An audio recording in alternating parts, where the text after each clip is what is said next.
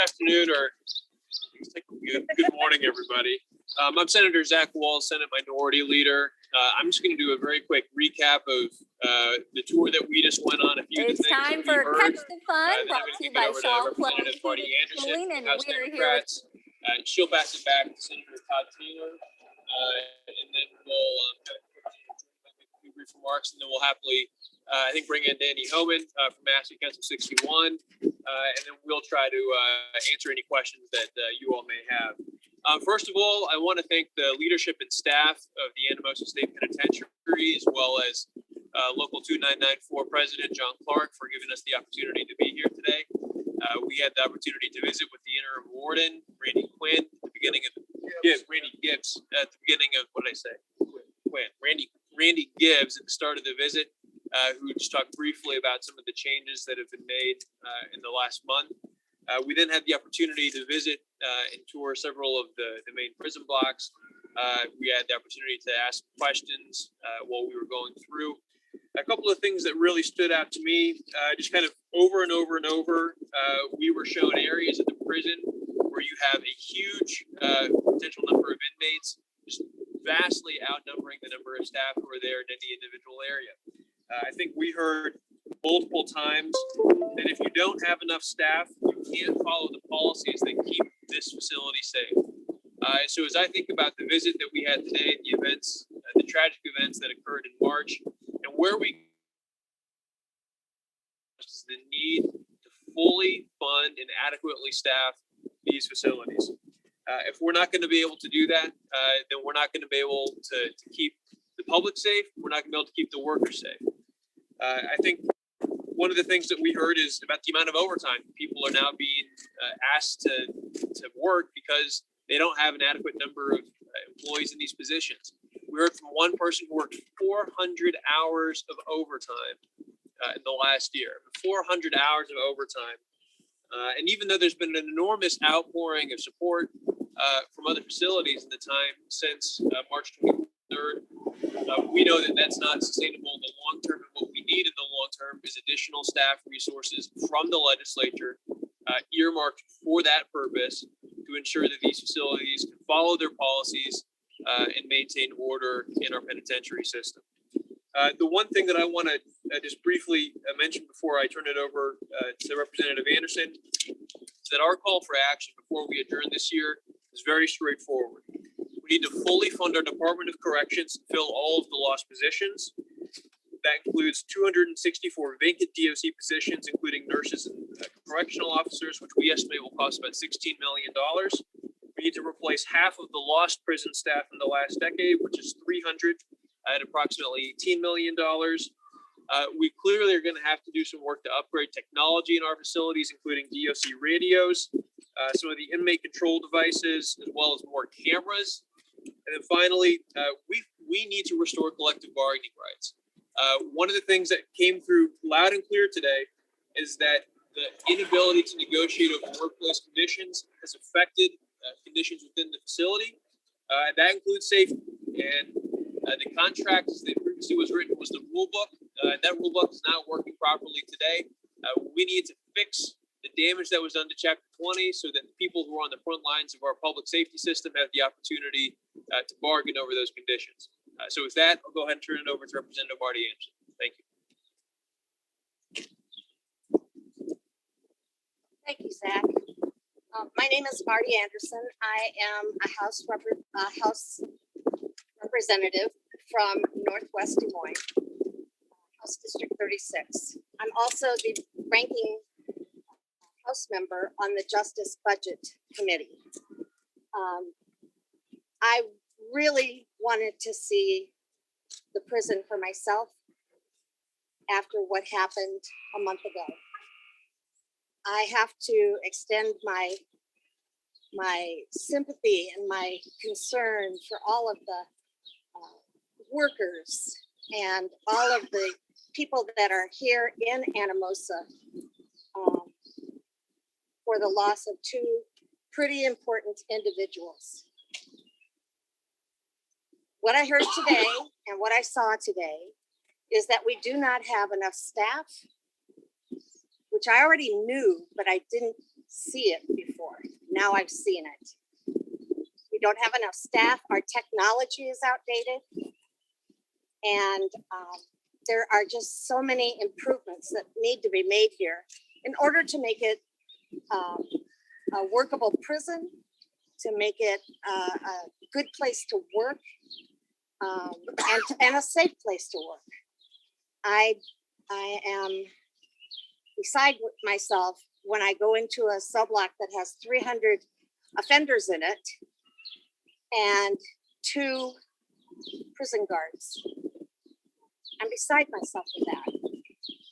That has to change. We have to have more staff, and we have to give them the ability to communicate with each other more fully. We have to replace the technical items that they have here at the prison. So with that, I'm going to turn it over to Todd Taylor, who is the Senate ranking member on the Justice Appropriations Committee. Todd Taylor, State Senator, Cedar Rapids, ranking Democrat on the Senate Justice Bill Committee. We'll be dealing with the budget list before the end of the session. I'm pleased to be here with my colleagues from the House and the Senate, and pleased to have an unfettered access to information inside the building. We got a tour. We had opportunity to talk with staff privately, and so that was a firsthand opportunity that we had to put, what our information is to the paper. And before we finish this legislative session, we've got to deal with the budget. We are understaffed and overcrowded in this facility, and we are behind the times in equipment. And just as an example, if you look at a couple of these 1898, 1902, all the technology isn't that old, but it's the facility is built, in a different way. There's a lot of blind corners. There's a lot of dangerous places out there, and radios would help. We need interoperability. We need more staff. We need more radios. And as Senator Wahls spoke of, collective bargaining. We spoke to the staff and what could collective bargaining do for them. It could give them a voice at the table for safety in the workplace, helping on overtime. There was a stupid policy. I'll apologize for that. It's a bad policy on what calculates to get to your 40. So some of these folks in here, there's an overtime sheet in there that they're not going to have a family life. That's going to affect morale. That's going to affect safety. And these people in here, the nurses, the corrections officers, the other staff, they keep the public safe. If those 2 inmates had been successful to get out, the public is clearly in danger. So they are working to keep us safe every day. And this is just one prison. I will say that as the ranking member, I'm inviting my colleagues, and I'll invite you too. Throughout the summer, we're going to tour all these facilities and get firsthand information. There's things that are going on in there that are different now because of what happened a month ago. And we will not forget Robert McFarland and Lorena Schulte. We will not forget them. So say their names. Mr. Holman, would you like to join us? President Holman? Danny?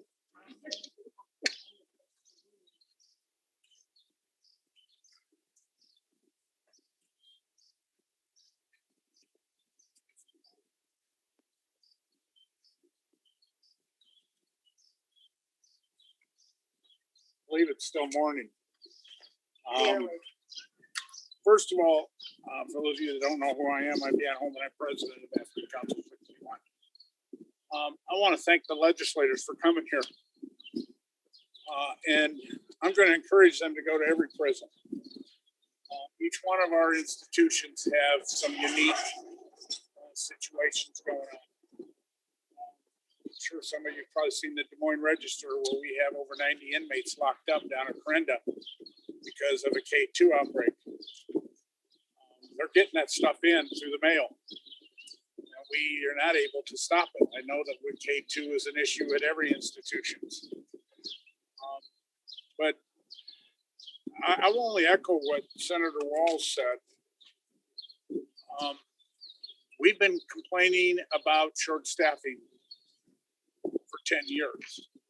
And I refuse to acknowledge the department's position that we're 14 correctional officers short here. We're not 14 correctional officers short here. We're probably 80 to 90 correctional officers short here, if not more. Because they scrub vacant TOs after they've been vacant for a year. So those officers that were here 2 years ago on the TA, on their table of organization, are no longer here. And I'm going to go back to, what year was it, Todd? 14. 2014, when we worked very hard to get 20 additional correctional officers appropriated for this institution. Not one of those correctional officers was ever hired. Not one. And when the House Justice Approach chairperson tells me the following year that he had no expectation that those positions would be filled, let me be very clear. We have an expectation that those positions be filled. We have an expectation that the 264 positions that they're short right now off this year's TO be filled. I fully support, although I'd like to see 600, I will fully support Senator Wahls' position of 300 of the missing over 600 officers be filled. We have two institutions in this state that have OSHA citations because their radio systems are inadequate. Those need to be replaced. Okay, we've got to provide training. Now, another Des Moines Register article. I've been on vacation, come back yesterday, and I'm greeted with another Des Moines Register article about inmates receiving the wrong dosage of the COVID vaccination. That's because they weren't trained on what that dosage was supposed to be, because they switched from either COVID, either Pfizer to Moderna or Moderna to Pfizer. So what we're doing is we're locking those two employees out. And we locked out another employee at Newton Correctional Facility. Yet the warden that used to be here goes to work every day. And he was responsible for two people being murdered inside this building. The system needs to be fixed. We got to fix it here for Anamosa. But we also need to fix it for IMCC, for Corenda, for Fort Dodge, for every other one of the facilities. So I highly encourage the representatives to go on those tours of other facilities. And I would highly encourage them to get down to Corenda as soon as possible, because we had to move inmates out of the segregation unit to make room for the 90 inmates that had K9, K2 problems. We just can't keep dealing with the system that's broken. You know, March 23rd was not that long ago, folks. Every day I wake up thinking about what happened on March 23rd and about the two employees that are no longer here. About Lori Mathis, who is now off on work comp. They wouldn't even give her hostage leave. They won't give her paid administrative leave. She's out on work comp. She was held hostage in this building. That's just wrong. That's wrong. So the system's broke. And the person that's responsible for this broke system is the director of corrections and the governor of this state. Still will not talk to me. She said she's too busy to have a meeting. I think she's got plenty of time to have a meeting. She should have time to come and meet with my leadership, with CO Clark, with every other person that's here. Should come and have that conversation with those folks. So again, thank you for being here. Thank you for doing the tour. And I look forward to your other tours.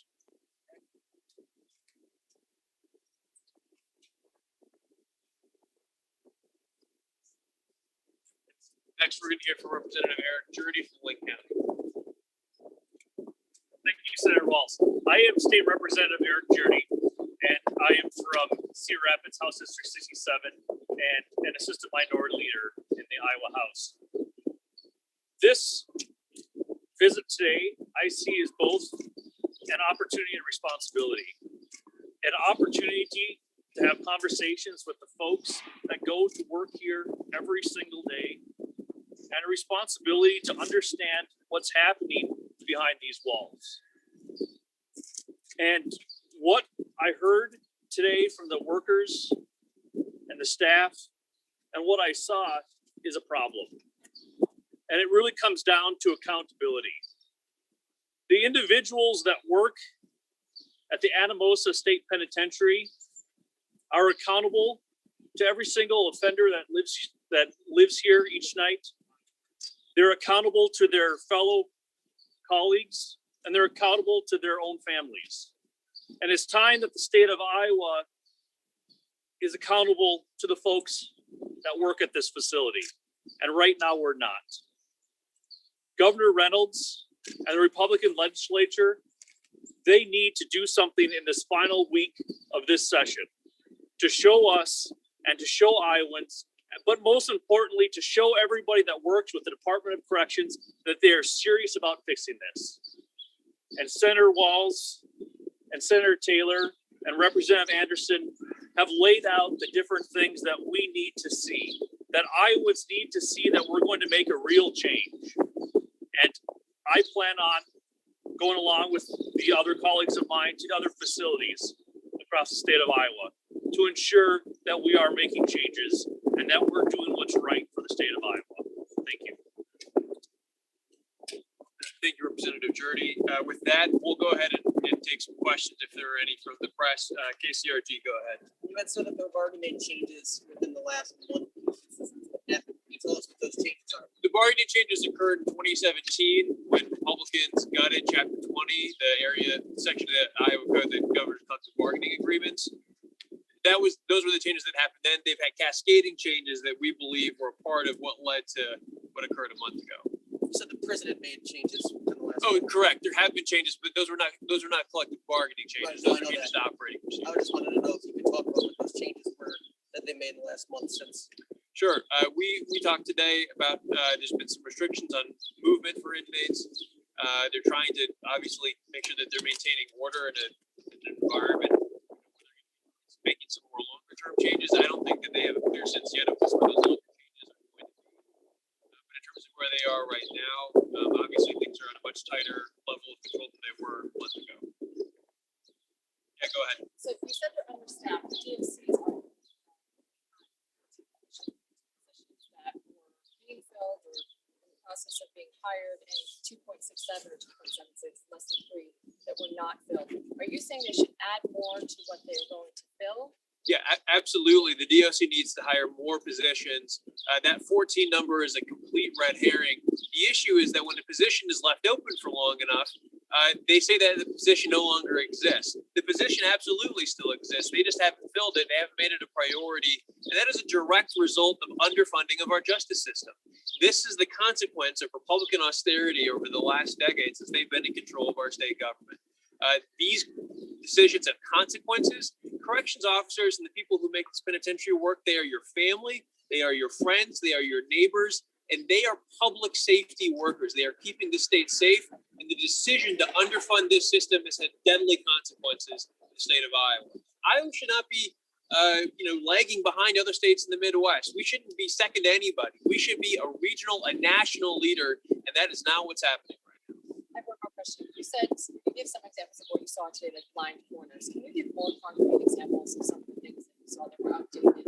Absolutely. So we know that there's a lack of cameras. We know that there's a lack of investment in the technology that's used to control inmates. We know that there's issues with radios that's under OSHA investigation right now.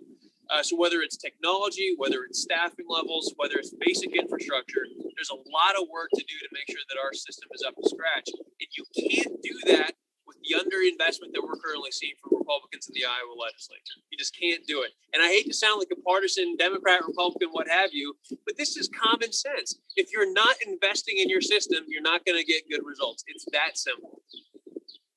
Go ahead. How do you guys plan on funding the new positions that you want to add? Well, the good news is that we have the money in the budget. Republicans have not been willing to make the investment. I mean, that's the fundamental problem here. The problem has not been, is there enough tax revenue to pay for these investments? The question is a willingness to invest it. We have hundreds of millions of dollars that are available that could be invested.